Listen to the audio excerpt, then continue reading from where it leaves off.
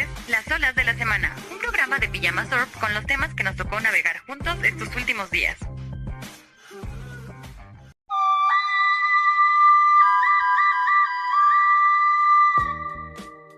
A veces, la historia no se rompe con grandes descubrimientos, sino con algo pequeño, como una cabeza, una que no debería estar ahí. En una pirámide del Estado de México, dentro de una ofrenda prehispánica perfectamente intacta, apareció una pieza distinta a todo lo demás, la llamada cabecita de Tecaxic Calixtlahuaca. Fue encontrada en 1933 por José García Payón, rodeada de objetos claramente mesoamericanos como cerámica, huesos y turquesa. Todos encajaban, excepto esa figura. Una cabeza masculina con barba y rasgos que no pertenecen a ninguna tradición prehispánica conocida.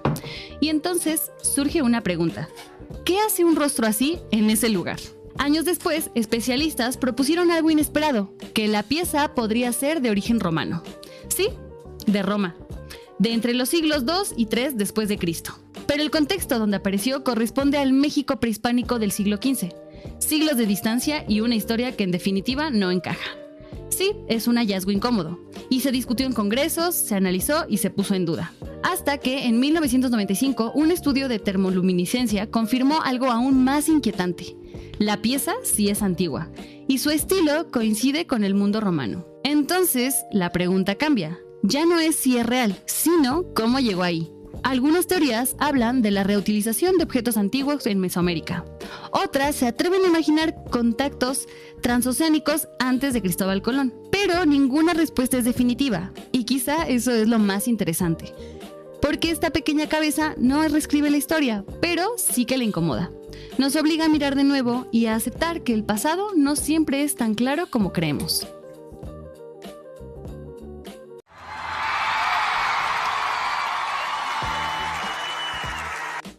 ¿Podrás llevar tu propia comida a conciertos?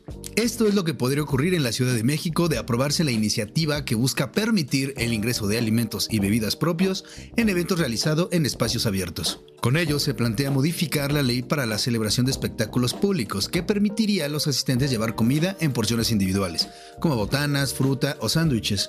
Los alimentos tendrían que estar sellados o listos para consumirse, sin necesidad de preparación dentro del recinto. También se contempla permitir bebidas no alcohólicas en envases seguros como plástico o cartón.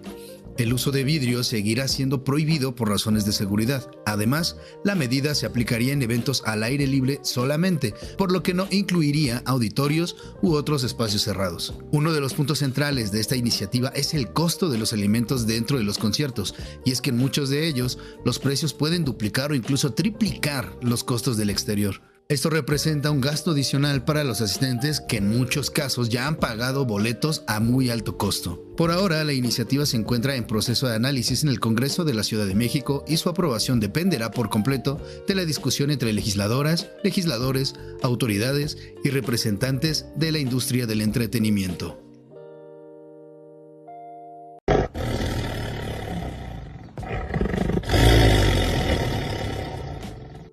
Esta semana, la biodiversidad en México tuvo una muy buena noticia proveniente de Guanajuato, especialmente de la parte de la Sierra Gorda que atraviesa la entidad del Bajío mexicano, en donde fue avistado por primera vez en décadas un jaguar. Sí, tal y como lo escuchas, ese felino imponente y emblemático de nuestra fauna y de nuestra cultura, el cual asociamos mucho más con la selva de la península de Yucatán y el imaginario maya. La presencia del jaguar se constató gracias a un sistema de 75 cámaras trampa instaladas en distintos puntos de la reserva de la biosfera Sierra Gorda del estado de Guanajuato, el cual está apoyado a su vez por monitores comunitarios que reportan a la Comisión Nacional de Áreas Naturales Protegidas del Gobierno de México. La reserva de la Sierra Gorda tiene una superficie de casi 240,000 hectáreas y es hogar de una inmensidad de especies. Ocelotes, venados, nutrias, guacamayas, ajolotes, serpientes, pinos, oyameles, biznagas, plantas y aves acuáticas, mariposas, escarabajos y verdaderamente un sinfín de representantes de la flora y fauna de la zona. Junto con la guacamaya verde, el ajolote serrano, el águila real, el oso negro y la serpiente de cascabel, el jaguar es una de las 30 especies que se consideran prioritarias para la conservación en la reserva. El regreso del jaguar supone una buena noticia porque se trata de uno de los depredadores más importantes para el ciclo natural del ecosistema de la Sierra Gorda. Sin la presencia del felino, ciertos mamíferos, reptiles e incluso aves y peces llegan a reproducirse sin control, lo cual afecta el equilibrio del hábitat, incluso más de lo que podemos imaginar. A veces el crecimiento desmedido de una especie o su ausencia han provocado incluso la desecación de ríos. El proyecto de conservación se ha desarrollado desde 2024 bajo la dirección de Juan Felipe Charre Medellín, biólogo, investigador y profesor de la Escuela Nacional de Estudios Superiores de la UNAM en Morelia. Además de la Secretaría de Ciencia, Humanidades, Tecnología e Innovación del Gobierno Federal, el financiamiento también contó con el apoyo de Grupo Toyota. Sin duda, una excelente noticia para la naturaleza en nuestro país.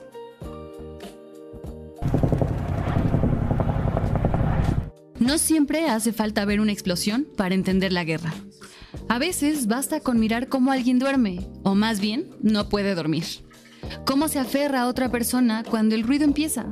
Cómo aprende, demasiado pronto, a tener miedo. Un episodio de The Global Story de la BBC se detiene justo ahí, en lo que la guerra hace dentro de la mente de los niños. El periodista Fergal King, con más de 30 años de experiencia cubriendo conflictos, dice algo que incomoda por su simpleza. La guerra no termina cuando el fuego cesa. Se queda en la memoria y el cuerpo. Y hoy, alrededor de 520 millones de niños viven en zonas de conflicto. Sin embargo, más allá del número está la experiencia. En Gaza, una niña cuenta que cuando empiezan los bombardeos, su mamá los reúne a todos para abrazarlos. Se toman de las manos y simplemente esperan. Lamentablemente eso también es infancia. Porque el trauma no se guarda, no se archiva, sino que se activa. Historias como las del genocidio de Ruanda lo dejan claro. Niños que sobreviven escondidos entre los cuerpos, aprendiendo a no moverse y a no hacer ruidos para poder seguir vivos. Aún así, hay algo que resiste. Y no se trata de optimismo fácil, es algo un poco más complejo. Los niños pueden reconstruirse, pero por supuesto no solos. Necesitan estabilidad, cuidado y un entorno donde el peligro deje de ser constante. Porque nadie sana en el mismo lugar donde lo están rompiendo. Y aquí es donde aparece una incógnita. ¿En qué momento todo esto se volvió parte del paisaje? La guerra se vuelve noticia, tendencia y conversación. Sin embargo, después hay silencio. Mientras tanto, hay infancias creciendo con el miedo como idioma. Y eso no solo habla de lo que viven ellos, sino del mundo que estamos sosteniendo. Porque sobrevivir no es lo mismo que vivir. Y lo que viene después de la guerra también es parte de nuestra historia. En junio del año 1975 fui secuestrada por un grupo civil. El 24 de marzo se cumplieron 50 años del lamentable y deleznable golpe de Estado que dio un grupo de militares en el gobierno de Argentina, entonces encabezado por María Estela Martínez de Perón, mejor conocida como Isabel, esposa del general Juan Domingo Perón, fallecido el 1 de julio de 1974. En medio de una crisis social agudizada por afectaciones en la economía y acciones violentas cada vez más cotidianas por parte de grupos paramilitares y parapoliciales, el 24 de marzo de 1976, un grupo de militares coordinó el desvío del helicóptero donde viajaba Isabel Perón, originalmente hacia la Quinta Presidencial. En el aeropuerto de Buenos Aires, el general de brigada José Rogelio Villarreal, el contraalmirante Pedro Santamaría y el brigadier Basilio Lamidoso, ostentándose como representantes del Ejército, la Marina y la Fuerza Aérea del país, respectivamente, le anunciaron que las Fuerzas Armadas se habían hecho cargo del poder político de Argentina y que ella estaba destituida de su cargo. Acto seguido la arrestaron y la mantuvieron presa durante los siguientes 5 años. Lo que siguió fue un régimen dictatorial y de terror encabezado por la llamada Junta Militar, conformada por los titulares de las 3 Fuerzas Armadas, Ejército, Armada y Fuerza Aérea. Inicialmente Jorge Videla, Emilio Macera y Orlando Agosti. La Junta Militar se caracterizó por sus violaciones a todo tipo de derechos humanos y la generalización de prácticas como la censura a periodistas, escritores y medios de comunicación en general, la tortura, la detención ilegal de disidentes y opositores al régimen, la desaparición de personas y más. Desde 1976 hasta 1982, la población argentina vivió sumida en ese sistema de represión y violencia que por otro lado tampoco trajo beneficios de ningún tipo. Todo ello cabe decir con el apoyo del gobierno de Estados Unidos y particularmente del secretario de Estado Henry Kissinger, la mano perversa detrás de algunas de las operaciones militares y clandestinas más terribles de la época, de América del Sur a Vietnam y Camboya. La dictadura comenzó a hacer agua a inicios de la década de 1980 en medio de una crisis económica marcada por la inflación y una creciente presión social tanto nacional como internacional. En 1982, la derrota en la Guerra de las Malvinas fue la puntilla para el régimen, que entregó la presidencia en diciembre de 1983 a Raúl Alfonsín, ganador de las elecciones de octubre de ese mismo año, las primeras en Argentina desde 1930. En tiempos como los que vivimos actualmente, cuando el caos y la guerra parecen volver a ser la forma predilecta de algunos para gobernar, el recuerdo de los 50 años de este golpe militar no es baladí, sino al contrario. Nos hace ver que la historia indudablemente se repite si no hacemos nada para volvernos un tanto más agentes de ella, y no solo espectadores pasivos. El derrame no fue de Pemex, se está también haciendo la investigación, parece que fue de un barco. El derrame del petróleo registrado en el Golfo de México durante los primeros días de marzo de este año se ha convertido en una de las principales crisis ambientales recientes en el país. La contaminación fue detectada inicialmente en costas de Veracruz, pero en pocos días se extendió hacia Tabasco, cubriendo actualmente más de 600 kilómetros de litoral. Reportes del gobierno federal y de organizaciones ambientales indican que el hidrocarburo ha llegado a playas, manglares y zonas de pesca. En al menos 50 puntos se ha confirmado la presencia de chapopote. Estos ecosistemas son fundamentales para la biodiversidad y para la actividad económica de las comunidades costeras. También se han documentado afectaciones a la fauna como tortugas, aves y mamíferos marinos que han sido encontrados cubiertos de petróleo. Las autoridades han señalado que el derrame podría estar relacionado con un buque privado, aunque la investigación se mantiene en curso. Mientras tanto, Petróleos Mexicanos participa en las labores de contención y limpieza.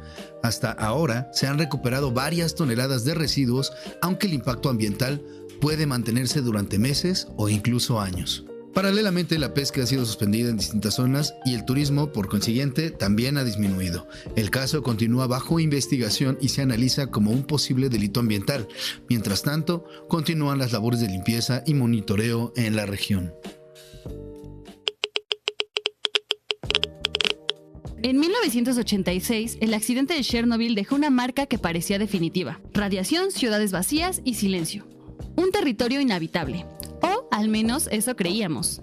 Casi 40 años después, algo sigue ocurriendo ahí. En la zona de exclusión donde el humano se fue, la vida encontró otra forma de quedarse. Animales que no solo sobrevivieron, sino que se adaptaron. Investigaciones recientes han encontrado algo inquietante.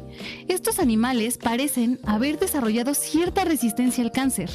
Los lobos, por ejemplo, viven expuestos a niveles de radiación que superarían varias veces lo seguro para un humano. Aún así, sus cuerpos han cambiado. Su sistema inmunológico responde de una forma distinta, más fuerte, más eficiente frente al daño celular. Como si su organismo hubiera aprendido a convivir con lo que debería destruirlo. Y eso no es todo.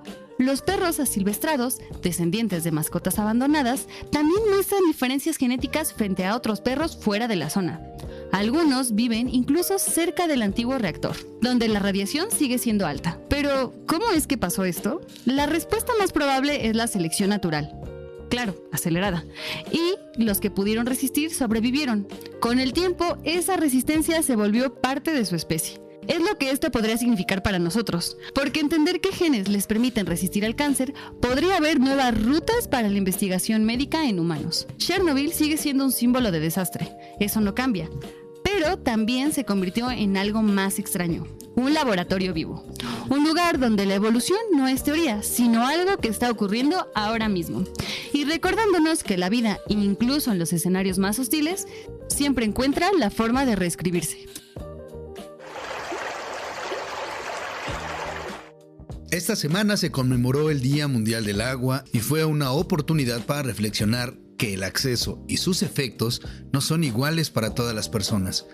De acuerdo con datos internacionales de la Organización de las Naciones Unidas para la Educación, la Ciencia y la Cultura, mujeres y niñas dedican aproximadamente 250 millones de horas al día a recolectar agua. En 2 de cada 3 hogares sin acceso directo al agua, las mujeres son las principales responsables de esta tarea.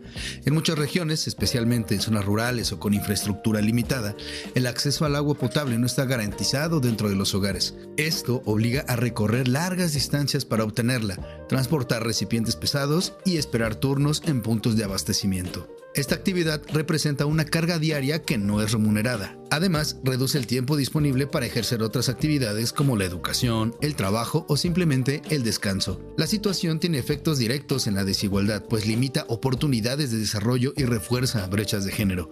También está relacionada con problemas de salud, ya que en muchos casos el agua disponible no es segura para el consumo humano. Más de 2.000 millones de personas no cuentan actualmente con acceso adecuado a agua potable, lo que incrementa la vulnerabilidad de comunidades enteras y mantiene condiciones de pobreza. Por su parte, la ONU ha señalado que el acceso al agua debe considerarse un tema prioritario y garantizar este recurso de forma equitativa es una condición necesaria para mejorar la calidad de vida y reducir desigualdades de género, sociales y económicas. Cachete, trompa, lengua, molleja, oreja, surtido, sesos, ojo.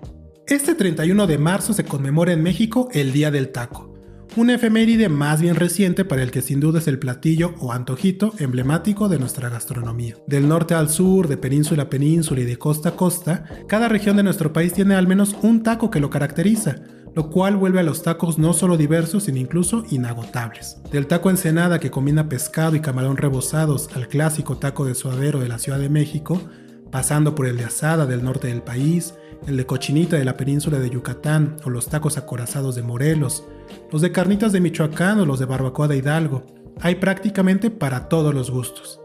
Y no solo eso, también están esos tacos un poco más íntimos, más personales, que cada cual forma a partir de su antojo, sus ganas e incluso los pocos o muchos ingredientes que tenga a la mano. ¿Quién puede resistirse a un aparentemente humilde taco de sal con una tortilla recién bajada del comal, por ejemplo? ¿O qué tal esos tacos de azúcar o de mermelada que más de uno se hizo en su infancia? A un taco de una salsa de molcajete recién hecha o de un guacamole vivo de verde, tampoco se le puede decir que no.